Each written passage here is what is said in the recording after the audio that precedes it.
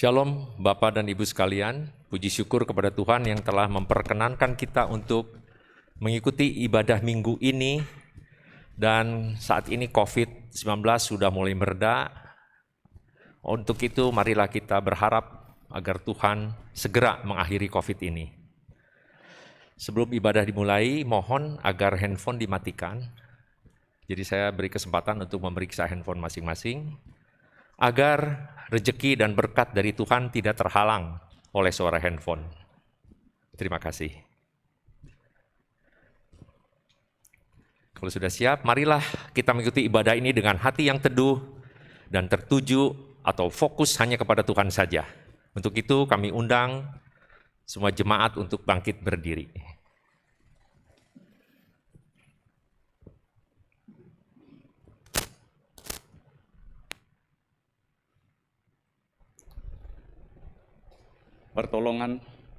Pertolongan kita adalah di dalam nama Tuhan yang menjadikan langit dan bumi, Allah yang Maha Kasih, yang kasih setianya kekal sampai selama-lamanya. Amin. Kasih karunia dan damai sejahtera dari Allah Bapa kita dan dari Tuhan Yesus Kristus menyertai saudara. Juga menyertai saudara.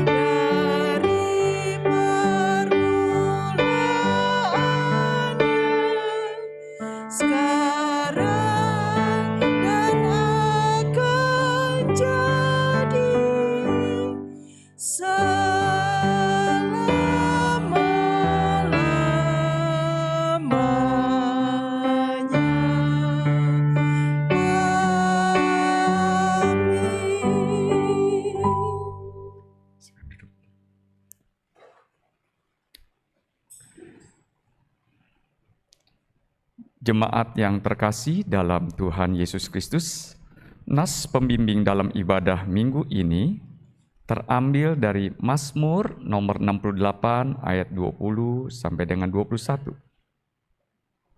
Demikian firman Tuhan.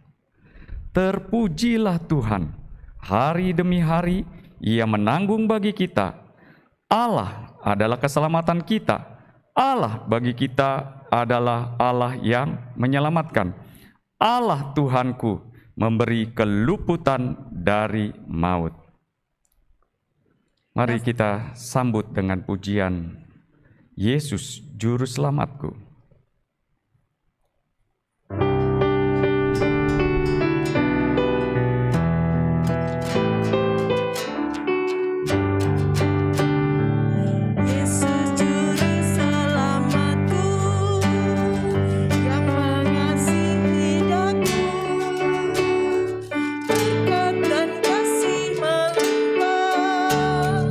Kau beri kepadaku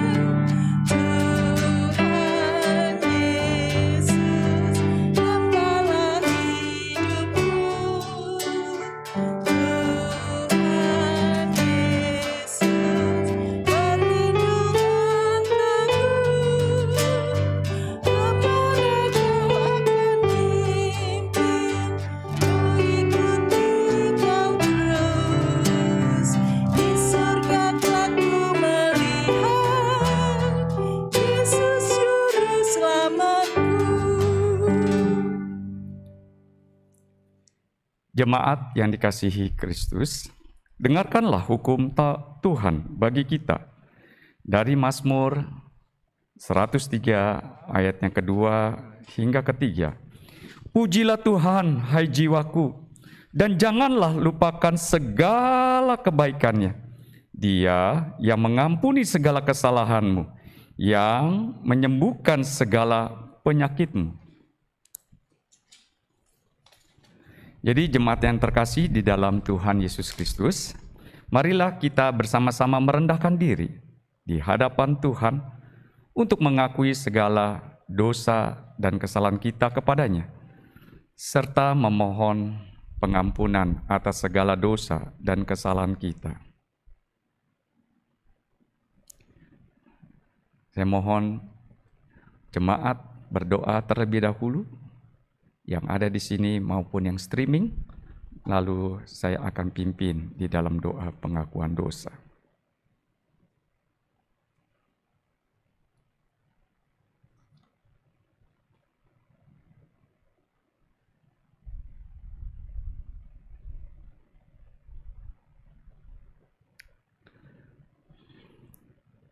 Bapa kami yang di dalam surga, kalau kami mengingat akan firman Tuhan yang mengatakan, Tuhan yang mengampuni segala kesalahan kami, dan kami bersyukur, tetapi kami lupa bahwa kebaikan demi kebaikan Tuhan setelah itu harusnya kami nyatakan di dalam setiap perkataan kami, di dalam setiap pikiran kami. Tetapi ternyata kami masih gagal ya Tuhan. Kami yang harusnya menjadi ayah, menjadi contoh teladan. Bagaimana kami berjalan mengucap syukur, tapi ternyata kami gagal. Kami yang sebagai suami juga ternyata harusnya mengasihi, ternyata kami juga gagal Tuhan. Tetapi bersyukur kepada Tuhan, kalau saat ini kami semua diingatkan, kalau kami bisa diampuni segala kesalahan kami, itu bukan karena kami, tetapi itu karya daripada Tuhan Yesus Kristus. Maka kami sebagai suami, kami sebagai istri, sebagai ayah akan punya contoh teladan panutan, yaitu di dalam Yesus Kristus. Dan biarlah ini akan mewarnai kehidupan kami, dan kami akan mengisi kehidupan kami dengan segala kebaikan demi kebaikan Tuhan. Tuhan, dengarkanlah doa pengakuan dosa kami ini di dalam satu nama Yesus kami berdoa. Amin. Bapak, Ibu, saudara-saudara yang dikasihi Tuhan, saya undang untuk bangkit berdiri. Jadi bagi saudara yang telah mengakui segala dosa dan kejahatannya di hadapan Allah, dan sungguh-sungguh bertobat, dengarlah berita anugerah pengampunan seperti tertulis dalam Yeremia 31 ayat 34. Dan tidak usah lagi orang mengajar sesamanya, atau mengajar saudaranya dengan mengatakan, kenallah Tuhan, sebab mereka semua besar kecil akan mengenal aku. Demikianlah firman Tuhan, sebab aku akan mengampuni kesalahan mereka dan tidak lagi mengingat dosa mereka. Jadi berdasarkan firman Tuhan ini, maka sebagai hamba Yesus Kristus, saya memberitakan bahwa pengampunan dosa telah berlaku bagi kita dalam nama Bapa dan Anak dan Roh Kudus. Amin. Syukur pada Allah untuk anugerah yang besar pada kita. Marilah kita saling memberikan salam damai kepada Tuhan, karena Tuhan telah mendamaikan kita. Salam damai, salam damai, salam damai.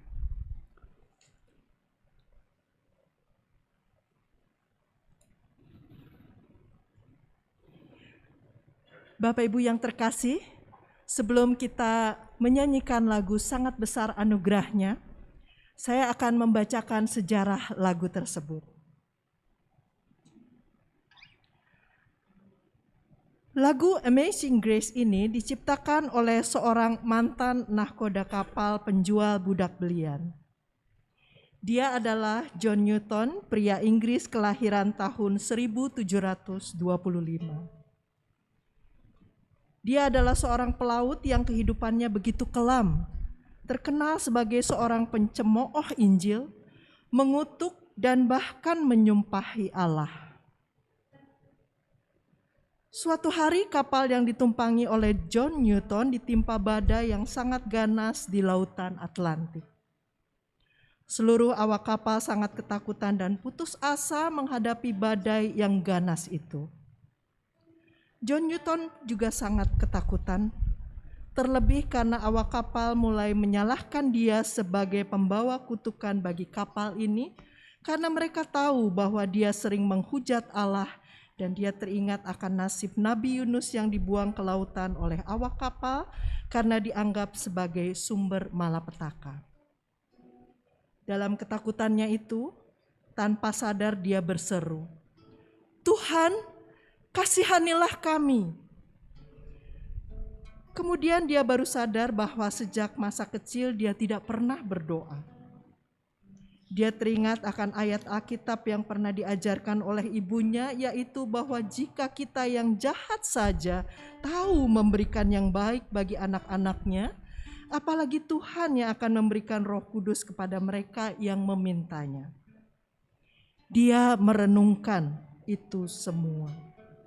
Lalu dia berdoa, "Tuhan, jika Engkau benar, Engkau pasti menepati janji-Mu.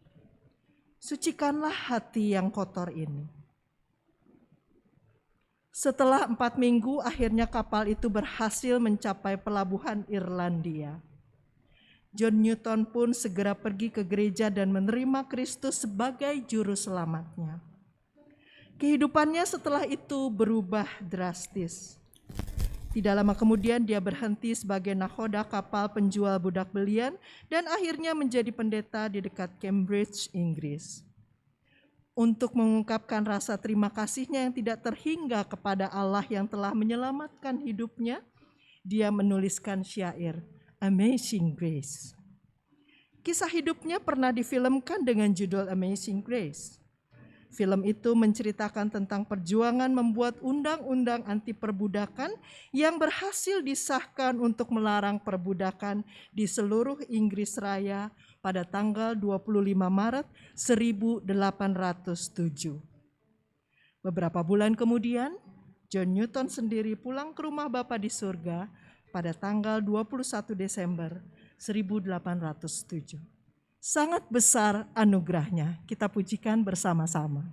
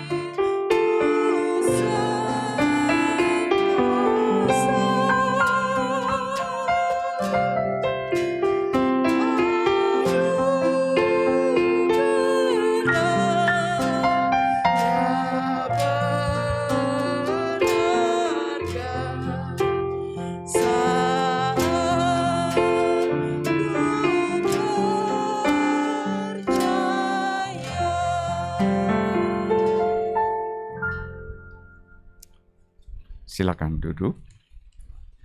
Mari sebelum kita membaca bagian daripada firman Tuhan, kita minta pimpinan Tuhan terlebih dahulu. Bapa kami yang di dalam surga, kami akan membaca. Bukan sekedar membaca, tetapi kami mau merenungkannya. Bukan sekedar sampai merenungkan, tetapi kami mau mempraktekkannya di dalam kehidupan kami. Maka biarlah pada saat kami membaca, kami memerlukan Roh Kudus-Mu yang akan menuntun kami di dalam hati kami, yang akan mendorong pikiran-pikiran kami untuk hormat kemuliaan nama Tuhan. Di dalam satu nama Yesus kami berdoa. Amin. Mari kita membuka kitab Wahyu pasal yang kelima, ayat yang ke-6 sampai dengan 14. Wahyu pasal yang kelima, ayat yang ke-6 hingga ke-18. Demikian firman Tuhan. Maka aku melihat di tengah-tengah tahta dan keempat makhluk itu, dan di tengah-tengah tua-tua itu berdiri seekor anak domba, seperti telah disembelih, bertanduk 7 dan bermata 7. Itulah ketujuh roh Allah yang diutus ke seluruh bumi. Lalu datanglah anak domba itu dan menerima gulungan kitab itu dari tangan Dia yang duduk di atas tahta itu. Ketika ia mengambil gulungan kitab itu, tersungkurlah keempat makhluk dan ke-24 tua-tua di hadapan anak domba itu, masing-masing memegang satu kecapi dan satu cawan emas penuh dengan kemenyan. Itulah doa orang-orang kudus. Dan mereka menyanyikan suatu nyanyian baru, katanya, Engkau layak menerima gulungan kitab itu dan membuka materai-materainya, karena Engkau telah disembelih, dan dengan darah-Mu Engkau telah membeli mereka bagi Allah dari tiap-tiap suku dan bahasa dan kaum dan bangsa. Dan Engkau telah membuat mereka menjadi satu kerajaan dan menjadi imam-imam bagi Allah kita, dan mereka akan memerintah sebagai raja di bumi. Maka aku melihat dan mendengar suara banyak malaikat sekeliling tahta, makhluk-makhluk dan tua-tua itu, jumlah mereka berlaksa-laksa dan beribu-ribu laksa.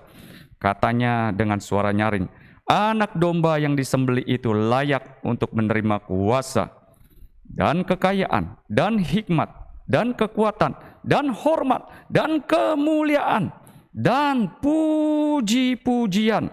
Dan aku mendengar semua makhluk yang di surga dan yang di bumi dan yang di bawah bumi dan yang di laut dan semua yang ada di dalamnya berkata, bagi Dia yang duduk di atas tahta dan bagi anak domba adalah puji-pujian dan hormat dan kemuliaan dan kuasa sampai selama-lamanya. Dan keempat makhluk itu berkata, amin. Dan tua-tua itu jatuh, tersungkur, dan menyembah. Jadi berbahagialah setiap orang yang mendengarkan firman Allah dan yang memeliharanya dengan setia dalam kehidupannya. Haleluya.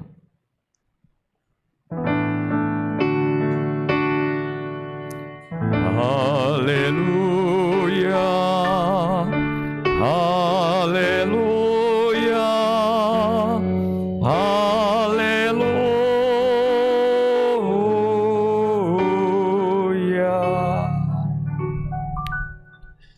Shalom, ya, Bapak, Ibu, saudara-saudara yang dikasihi Tuhan, screen boleh diturunkan, ya. Judul yang digumulkan adalah Terpujilah Tuhan yang Menyelamatkan, begitu ya. Nah, kalau kita melihat di antara awan itu ada gambar ya, Bapak, Ibu ya, saudara-saudara sekalian. Nah, gambarnya yang lebih dominan itu singanya atau domba? Singa ya. Tapi kalau kita baca Alkitab ya, oke, turun lagi ya. Oke, turun gambar satu ya. Karena ternyata kita seringkali kalau anak muda bilangnya salfok ya. Salfok apa? Salah fokus. Apanya salah fokus? Nah, ini juga seperti ya, orang lagi foto, Bapak Ibu akan lebih tertarik yang di belakang atau yang di depan? Di belakang ya. Kenapa ya?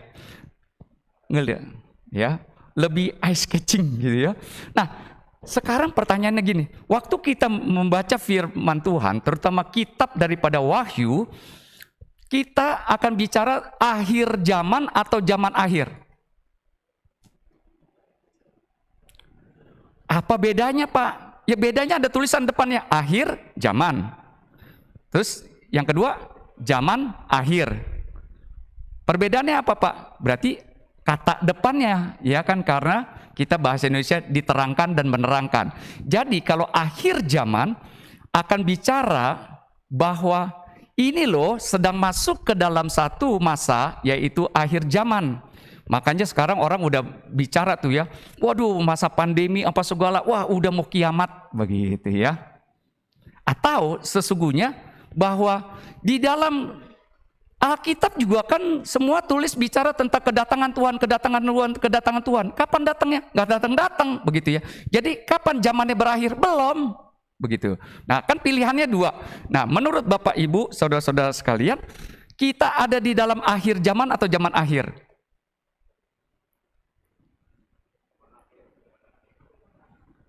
Zaman akhir. Ya. Atau akhirnya kita bilang zaman akhirnya zaman nih, kita menanti kedatangan Tuhan gitu ya. Nah, ini dibicarakan di sini bahwa kita jangan salah fokus begitu ya.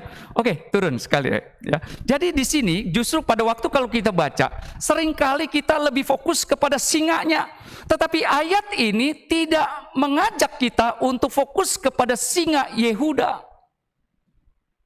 Ya, karena apa? Kalau singa Yehuda kan buat kita, wah itu singa kan gagah perkasa, begitu ya, menjadi satu simbol daripada kehormatan kami akan didirikan, kedaulatan itu, bahkan juga keberanian daripada seekor singa itu. Dan di situ kalau dibandingkan ayat yang kelima dengan ayat yang berikutnya, ayat yang keenam, begitu banyak kata anak domba, anak domba, anak domba, anak domba, anak domba. Berarti mari kita jangan salah fokus. Fokusnya mari kita kepada anak domba itu. Seperti telah disembelih, bertanduk 7 dan bermata 7. Kata 7 merupakan kata kesempurnaan, tetapi kesempurnaannya itu juga sedang berbicara tentang ketujuh roh Allah. Jadi tanduk 7, mata 7 itu menunjukkan kepada ketujuh roh Allah yang diutus ke seluruh bumi.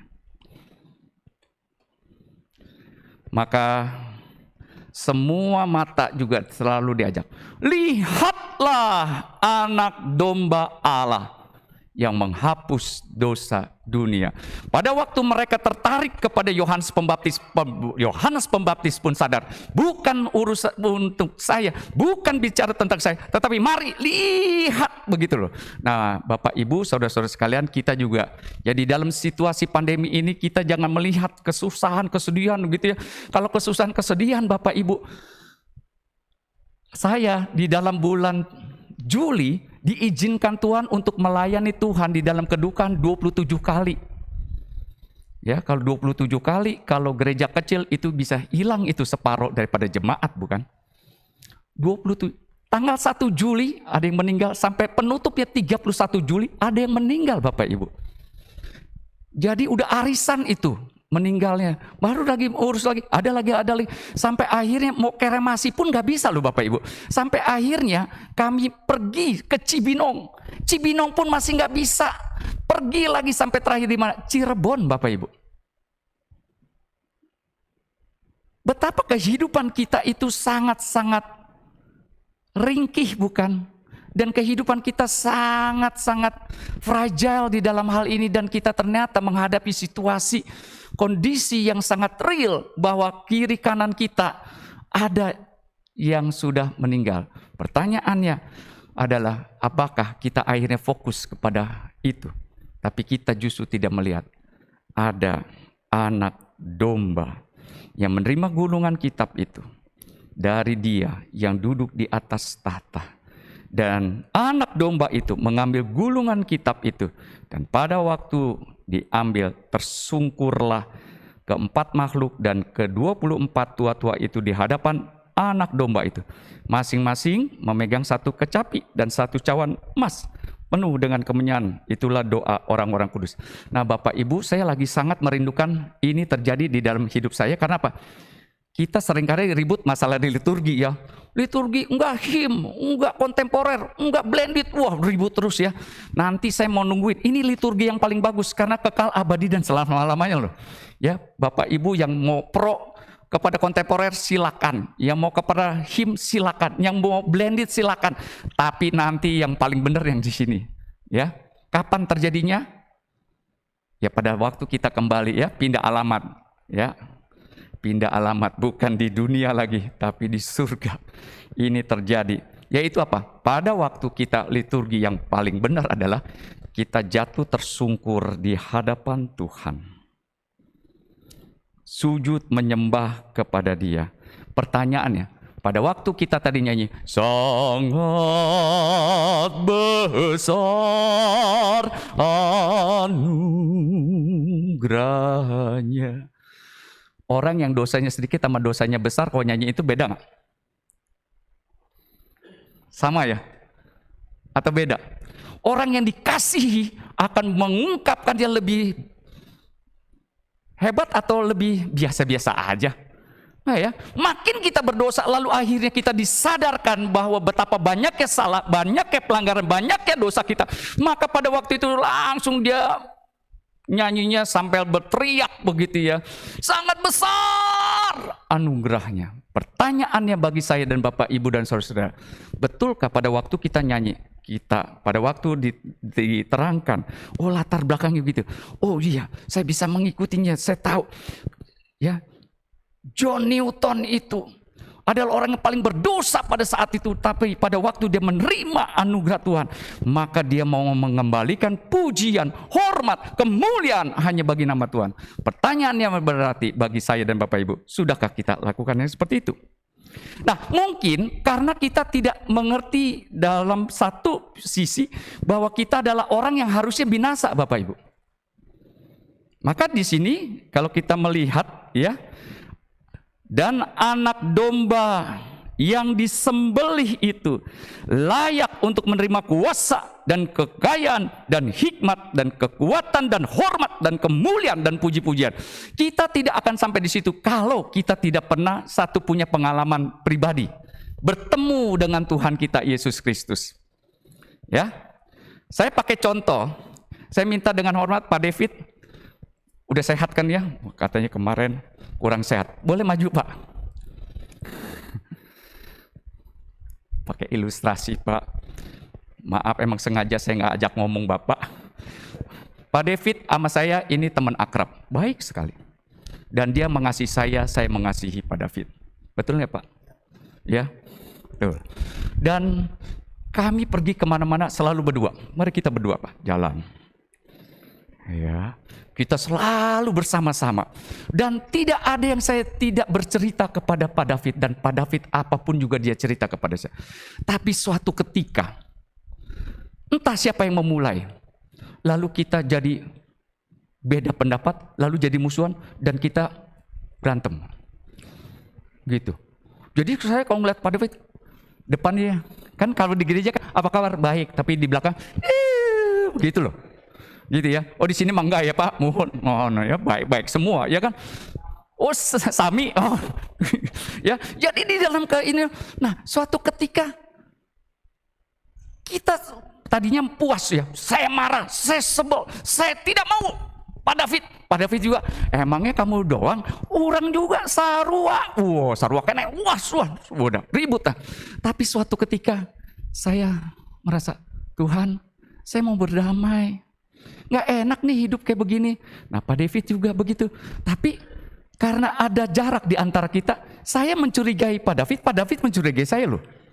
Nah bagaimana caranya supaya perdamaian saya ini betul-betul terjadi dan ini tulus? Maka kalau di dalam Alkitab kami harus memilih satu ekor domba Pak. Jantan, ya, tak bercacat celah, umurnya 1 tahun. Nah, lalu saya dengan Pak David setuju dengan domba itu. Ya, setuju. Dan setelah setuju, lalu kita ngobrol kepada orang-orang sekitarnya bahwa kami betul bermusuhan, tetapi kami sekarang mau berdamai dan kami tidak akan melakukan apa lagi yang mengecewakan mereka dengan janjinya apa? Anak domba ini. Nah, setelah itu ya, Pak David dengan saya menumpangkan tangan kepada anak domba itu, lalu domba itu disembelih. Dipotong, Pak. Nah, pas dipotong, Bapak pegang satu kaki di situ, saya pegang kakinya. Nah, itu darahnya bercucuran. Yuk kita turun, Pak. Sambil seolah-olah lagi megang kaki. Darah bercucuran. Oke, sebentar, karena nggak dapat kamera. Oke, sebentar. Nah, pada waktu seperti itu, kan kita pada ngelihat ya, bahwa berarti kalau saya yang berbuat salah, nanti Bapak Ibu boleh bunuh saya loh. Atau Pak David yang melakukan pelanggaran boleh dibunuh loh sama Bapak Ibu. Karena kami sudah ikat janji nih. Ada darah yang tersembunyi itu.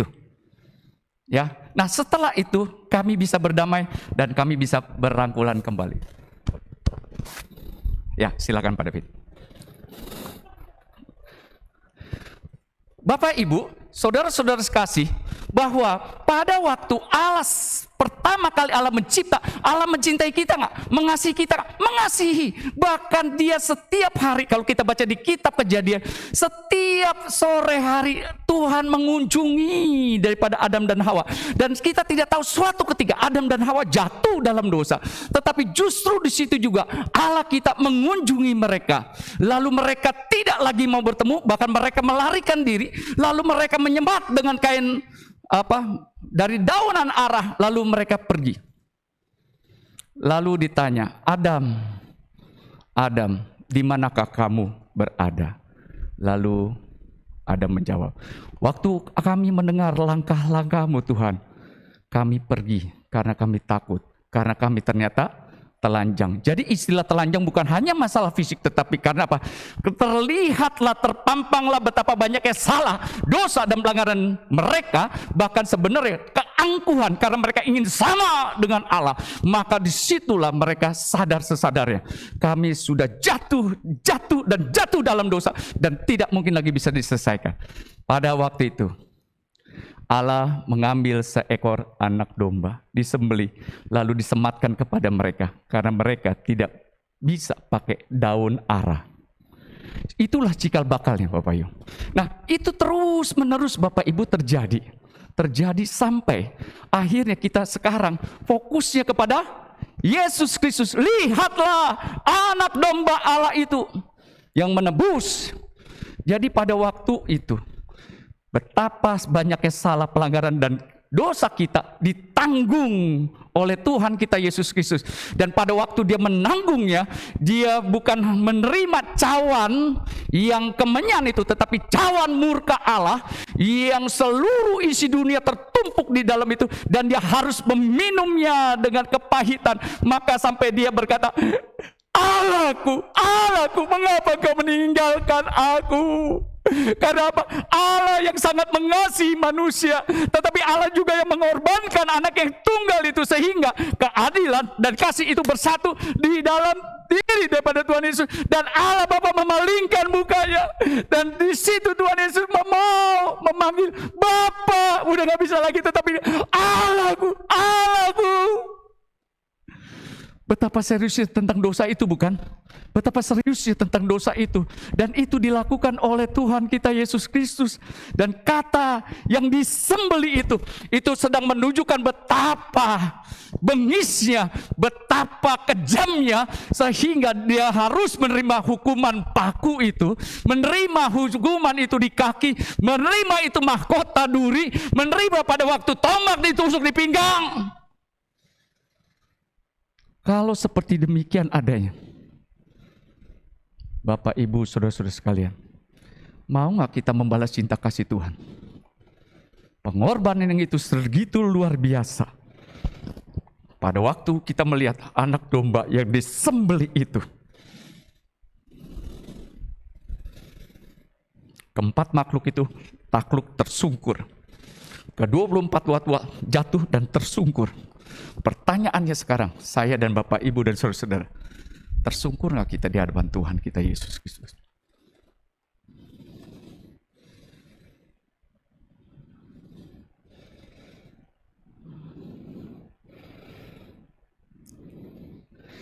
Betapa banyak seringnya justru kita tidak pernah sekali lagi diingatkan. Kita pikir surga tempat yang indah, tetapi di balik daripada surga yang indah itu, Tuhan justru meninggalkan surga. Dia memilih palungan yang paling hina, tersalib, dikuburkan, dan kerajaan maut seolah-olah pada waktu itu menguasainya. Hai maut, di manakah sengatmu? Tetapi setelah itu kita tahu, pada hari yang ketiga, kerajaan maut pun tidak bisa lagi menahan daripada Tuhan kita Yesus Kristus. Dan dia bangkit dan dia naik ke surga. Jadi pada waktu nanti kita melihat surga, kita akan melihat ada cacat celah, yaitu apa? Tuhan kita tangannya masih berlubang paku loh. Menjadi standar nanti saya dan Bapak Ibu pada waktu kita, setiap hari, setiap saat, setiap dalam kekekalan, kita akan tersungkur melihat Tuhan kita Yesus Kristus. Pertanyaan sekarang gini, Bapak Ibu, mau nggak kita melatihnya di sini jangan di surga, latihannya di dunia dulu, gitu loh. Karena kalau enggak, surga menjadi tempat yang menyebalkan bagi kita. Pertama kalau masuk surga kan begitu, yes, puji Tuhan, saya masuk surga, betul nggak? Tapi terus besok begitu lagi nggak? Gregetnya bisa hilang loh, Bapak Ibu. Ya kalau enggak, kita contoh ada ya di TV kita kan juga ada ya.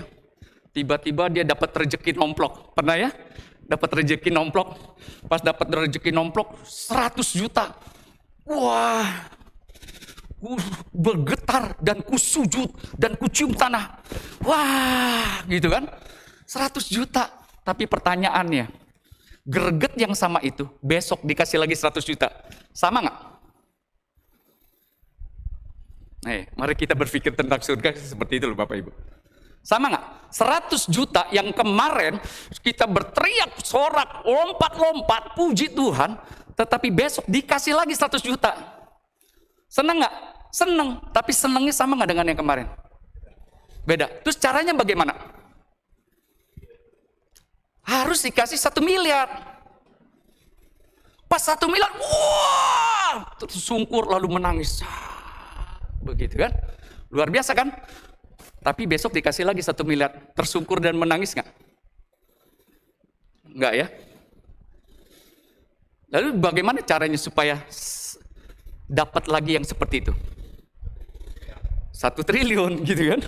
1 triliun. Wah, tersungkur lagi, nangis lagi. Terus besok kalau dikasih 1 triliun gimana? Ayo coba, bisa ngebayang nggak kira-kira ya? Bahwa surga itu menjadi tempat yang membosankan bagi kita kalau cara kita berkonsep kita seperti itu. Tetapi kenapa di sini kita melihat seluruh makhluk, malaikat-malaikat memuji Tuhan. Makhluk-makhluk di surga memuji Tuhan. Di bumi dan di bawah bumi dan yang di laut semuanya berkata, bagi Dia segala pujian, hormat serta syukur kekal selamanya. Bagaimana caranya itu? Kita manusia yang terbatas menghadapi Allah yang tidak terbatas. Dan kita sebetulnya sedikit aja mencicipi. Kurang lebih kayak begini Bapak Ibu, mencicipinya. Bapak Ibu di sini siapa yang pacaran? Ya, anak-anak muda tahu ya arti pacaran ya. Lalu ada wakuncar kan, wajib kunjung pacar. Ya, kita kan persiapan ya, apalagi yang lelaki sebelum itu wah mandi, lalu wangi-wangian, lalu pergi ya. Pas pergi ketemu. Nah ketemu cinta kita kan ada aja bahan yang kita bisa ngobrol, betul nggak? Ngobrol terus gitu ya, senang sekali. Tetapi ada nggak yang nggak senang? Ada. Si mamanya keluar masuk. Kita lagi ngobrol nih di ruang tamu, dia keluar masuk. Lalu dia tutupin kordeng-kordeng. Sudah jam 10, udah jadi tanda kan. Padahal tadi pacar itu si lelaki itu datang udah dari jam 6. Tapi dia bilangnya apa? Ih, nggak berasa ya. Apa nggak berasa? Udah 4 jam nggak berasa. Kuat orang yang nunggu. Udah lama bener nih orang nggak mau pulang-pulang. Sampai dikasih kode tapi tetap nggak mau pulang. Bilang apa? Nggak berasa. Ya tapi karena dia udah begitu ya. Aduh nggak enak hati. Ya deh saya pulang ya. Iya deh. Terus dari ruang tamu menuju ke pelataran ngambil motor. Ngobrol lagi nggak? Ngobrol. Kenapa ngobrol?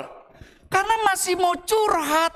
Aku belum puas. Aku sangat mengasihimu. Kamu sangat mencintaimu. Sama saya juga. Dan mereka berkasih-kasihan. Wah luar biasa kan.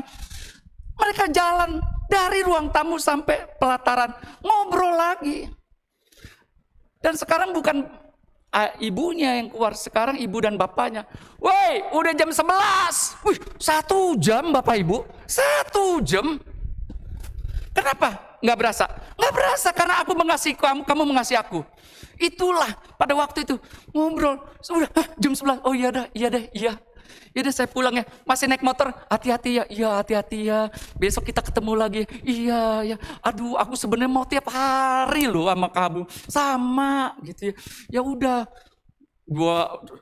Orang tua langsung bilang, masih nggak mau pulang? Setengah jam lagi di motor, masih ngobrol, masih ada setengah jam ngobrol lagi Bapak Ibu. Luar biasa ya. Lalu pas pulang. Nah pas pulang sampai di rumah langsung tidur nggak?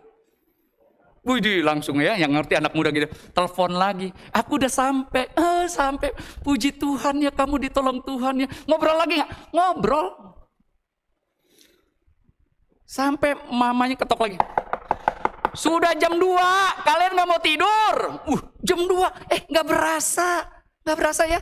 Nggak berasa. Ya udah, ya deh, kita tidur ya.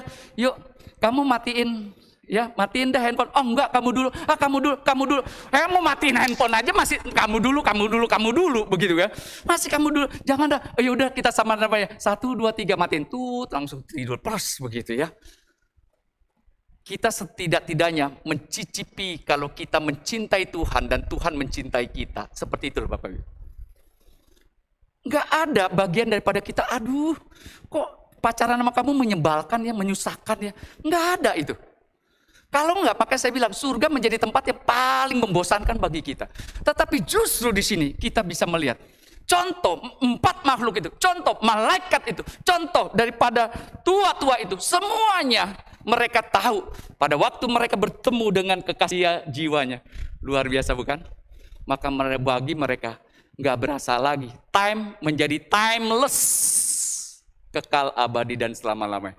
Dan saya tidak mau lagi kembali ke dalam dunia, tetapi saya hidup bersama dengan Tuhan selamanya. Pertanyaannya kalau begitu, sekarang mau nggak kita di dalam dunia yang sementara ini kita mengerjakan sesuatu yang kekal? Karena nanti kita akan bercerita kepada Dia. Tuhan, aku melakukan ini loh. Tuhan, aku melakukan ini loh. Itu bukan karena saya, tetapi karena kamu mencintaiku, mengasihiku, maka aku membalas cintaku. Dan aku nggak pantas, nggak layak, tetapi engkau pantaskan, engkau layakkan. Tapi sekarang saya mau loh melakukan pikiran saya, tenaga saya, waktu saya bagi hanya untuk Tuhan, untuk hormat dan kemuliaan nama Tuhan. Pertanyaannya berarti sekarang, sudah berapa lama kita waste our time?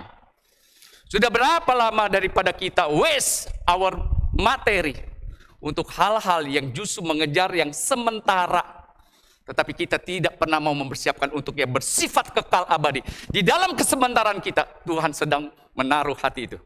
Kamu kalau mau mengerjakan, kerjakanlah yang bersifat kekal.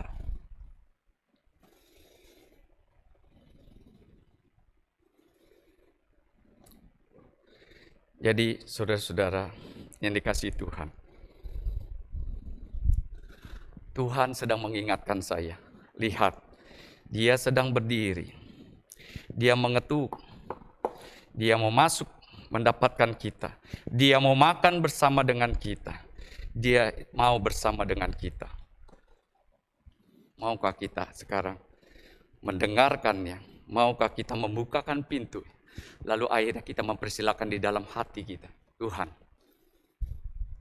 ini bukan saya, Ini adalah tak kamu Tuhan. Biarlah Tuhan yang berjalan di muka. Saya mengikuti di setiap langkah Tuhan. Sehingga ada pujian, hormat, dan kemuliaan pada saat kami mengerjakan. Di dalam dunia yang sementara ini. Mari kita tenang teduh dan kita berdoa.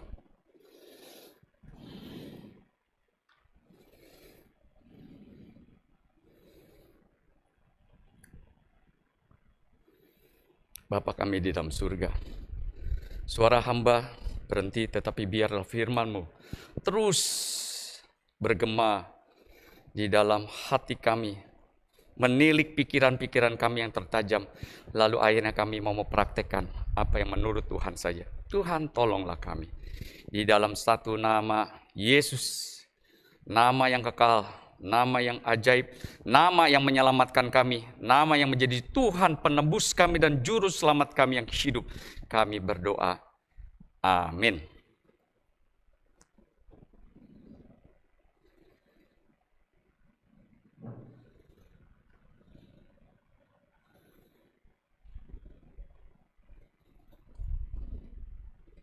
Kita sekarang akan mengakui iman percaya kita yang dipimpin oleh penatua. Saya undang untuk bangkit berdiri.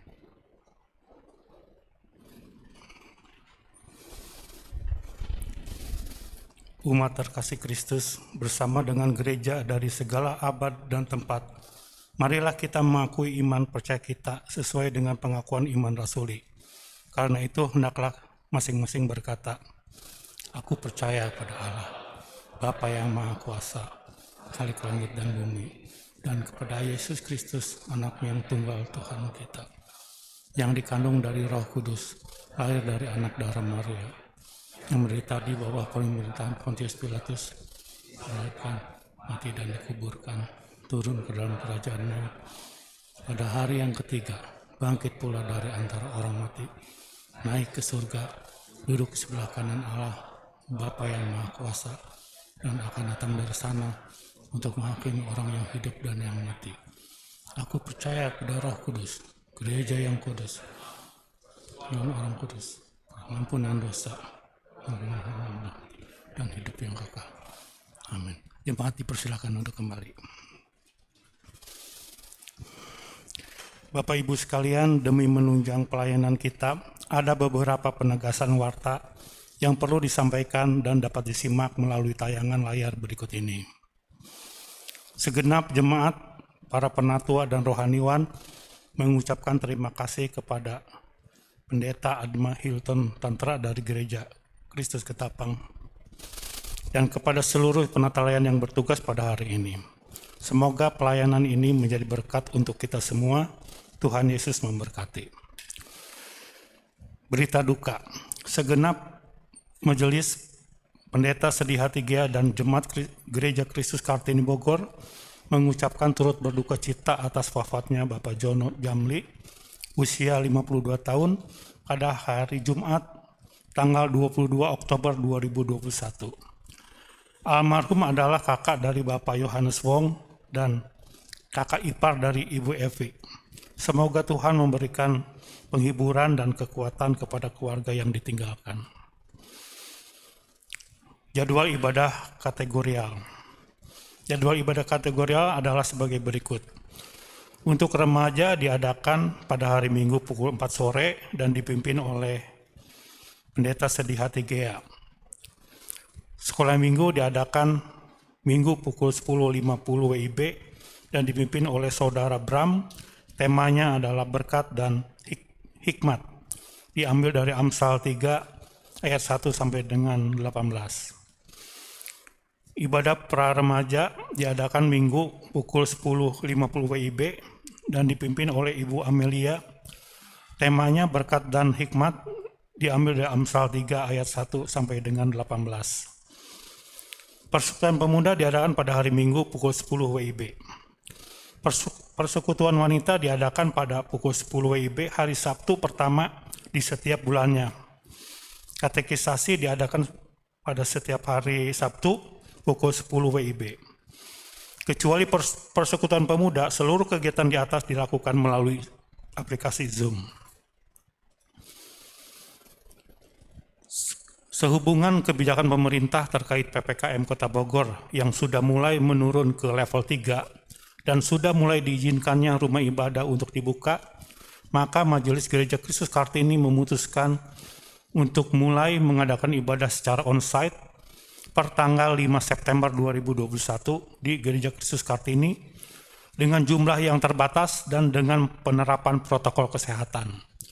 Bagi jemaat yang tidak bisa hadir di tempat, dapat beribadah di rumah masing-masing dengan panduan ibadah melalui live streaming yang disiarkan langsung dari Gereja Kristus Kartini. Persekutuan Alkitab hari Kamis tanggal 28 Oktober 2021 pukul 19.30, temanya adalah berbagai aliran sesat dari ajaran Kristen. Persekutuan Alkitab ini dipimpin oleh Pendeta Sedihati Gea. Bersama ini pula kami laporkan kehadiran Persekutuan Alkitab hari Kamis tanggal 21 Oktober 2021 adalah sebanyak 11 orang. Ruang tolong menolong. Jemaat yang membutuhkan dukungan doa atau pergumulan lainnya dapat menghubungi Pendeta Sedihati Gea melalui telepon atau WhatsApp.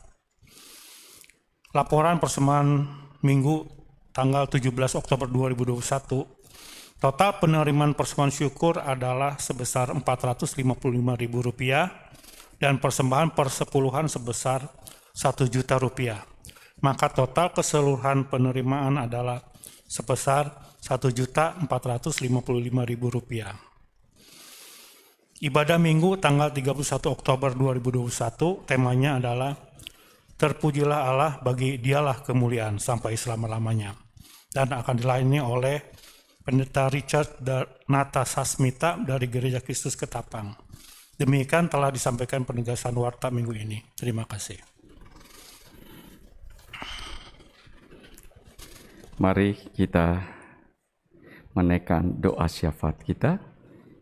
Ini bukan lagi bicara berdoa untuk kita, keinginan kita, tetapi kita berdoa untuk orang-orang lain di hadapan Tuhan. Tuhan, kami memohon, kiranya Tuhan boleh menolong di setiap ibadah yang berlangsung di Kartini ini secara khusus, baik itu ibadah umum maupun ibadah kategorial. Biarlah ibadah itu menjadi ibadah yang berkenan di hadapan Tuhan, dan akhirnya memuji memuliakan nama Tuhan. Jemaat mengalami pertumbuhan, mereka boleh berakar, berbuah, dan akhirnya sesuai dengan visi dan misi daripada Tuhan yang sudah Tuhan tolong pimpin Gereja Kristus Kartini. Kami juga memohon Tuhan untuk setiap umat-Mu yang dalam setiap masalah hidup yang dihadapi, tekanan ekonomi pada saat-saat ini yang kami tidak tahu pandemi kapan berakhir. Mari Tuhan, biarlah kami memandang kepada Tuhan, lalu kami akan berupaya sedemikian rupa. Tetapi biarlah kalau Tuhan gerakan kami, yang kami harus juga menjadi saluran berkat, tolonglah kami Tuhan. Dan pakailah kami ini juga untuk hormat kemuliaan nama Tuhan.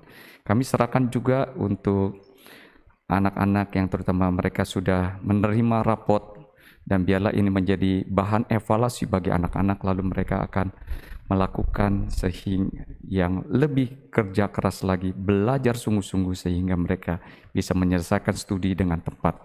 Kami juga menyerahkan untuk pekerjaan daripada jemaat-Mu ya Tuhan. Tolonglah berikan mereka kesehatan, kekuatan, lalu juga punya daya kerja juang yang luar biasa, bahkan juga punya pemikiran yang positif sehingga mereka bisa menularkannya kepada orang-orang lain. Kami juga mau menyerahkan masalah sakit penyakit, baik itu secara fisik maupun juga secara psikologi, kira Tuhan juga boleh menolong. Bahkan juga setiap masalah rumah tangga, apalagi masa pandemi ini. Tuhan, kami betul-betul berharap Tuhan mau berbelas kasihan kepada jemaat kami, diberikan kekuatan, diberikan hikmat, dibukakan jalan untuk keluar daripada masalah yang ada. Kami juga teringat untuk orang-orang yang Tuhan mau kami berdoa. Kami serahkan untuk 9 rumpun Bugis Makassar, biarlah terang kehidupan menerangi mereka, sehingga ada rasa lapar, haus akan air kehidupan dan roti hidup yang hanya di dalam Yesus Kristus. Kami juga mau menyerahkan untuk sarana yang dipakai untuk menyampaikan kabar baik ini kepada 9 suku rumpun tersebut. Mari Tuhan, melalui pelayaran perikanan atau pertanian, sehingga kesejahteraan mereka boleh ditingkatkan dan mereka melihat ini karena ada anak-anak Tuhan. Lalu mereka dan anak-anak Tuhan memuji dan memuliakan nama Tuhan. Tuhan, kami juga mau serahkan untuk jemaat-Mu yang di dalam kelemahan tubuh dan masa pemulihan. Tuhan juga tolong keluarga daripada mereka yang mendampingi Ibu Sudibyo, Ananda Eki Mardiansa, Bapak Husin dan Ibu Amas, Ibu Chu Swanyo, Bapak Tatang, Ibu Siti Hasibuan, Ibu Berta, Ibu Diana, Bapak Setiabudi Berata Halim, Bapak Frederick Suryadi, Ibu Mariam Nata Saputra, Ibu Ancelunin, Bapak Kiki, Ibu Lim Guelan, Bapak Andreas Wiryawan, Ibu Lalan, Bapak Suntek, Bapak Ardan, Ibu Komalasari, Ibu Elni, dan Ibu Leliana Sutantra.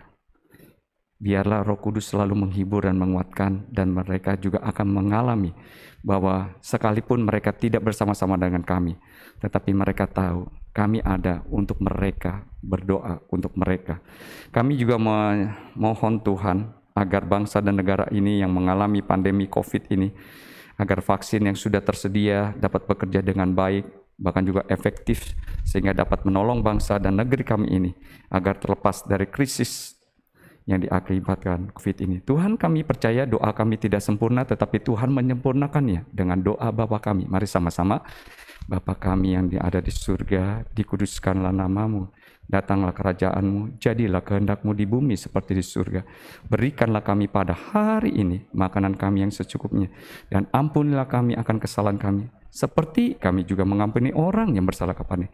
Dan janganlah membawa kami ke dalam pencobaan, tetapi lepaskanlah kami daripada yang jahat. Karena Engkaulah yang punya kerajaan dan kuasa dan kemuliaan sampai selama-lamanya. Amin.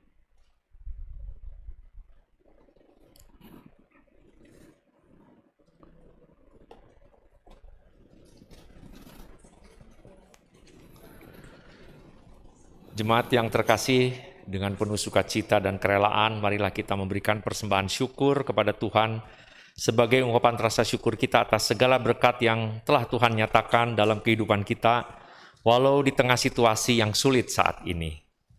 Persembahan bisa dilakukan dengan 2 cara, yaitu secara virtual, dengan mengirimkan ke rekening BP Gereja Kristus Kartini seperti yang tertera di layar, atau memasukkannya ke dalam kotak persembahan yang tersedia di depan pintu gereja setiap hari Minggu.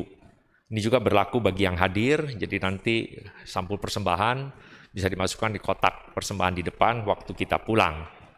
Dan ada pengumuman sedikit, ini sampul persembahan yang baru, ini kita baru buat karena selama ini sampul persembahan itu biasanya kan berdiri sendiri, lalu setiap kali Minggu kita buka dan kita buang, ya kita robek-robek.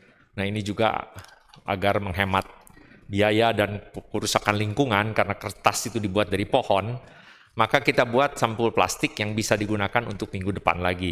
Dan amplopnya ini kita sudah buka di bagian atas. Ya, jadi Ibu tinggal buka karena sudah digunting. Nah, ini tinggal masukkan. Jadi ini nanti minggu depan kami bisa pergunakan lagi. Ini juga sampul hanya sementara, nanti akan dibentuk yang lebih baik. Ya.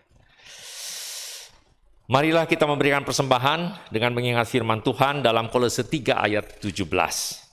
Dan segala sesuatu yang kamu lakukan dengan perkataan atau perbuatan, lakukanlah semuanya itu di dalam nama Tuhan Yesus Kristus, sambil mengucap syukur oleh Dia kepada Allah Bapa kita. Nyanyian persembahan dari Kidung Jemaat 289.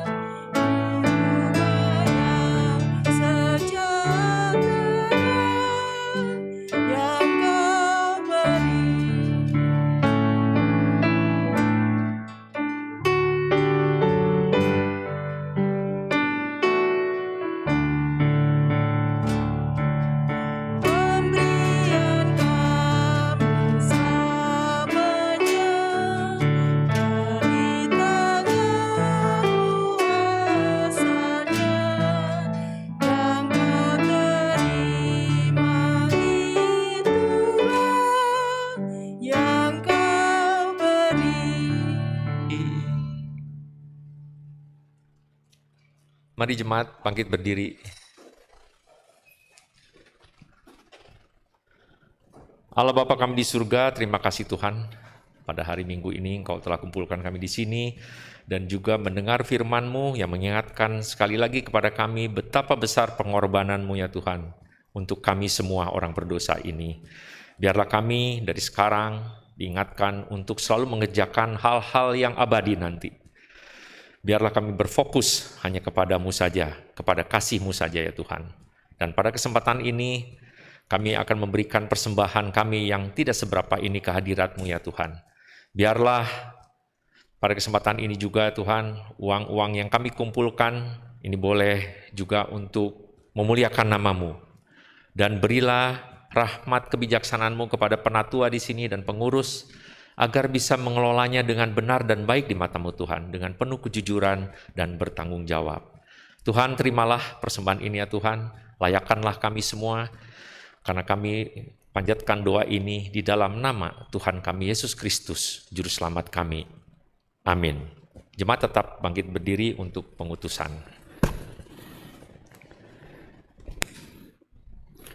Jemaat sekalian, pulanglah dengan sukacita dan damai sejahtera.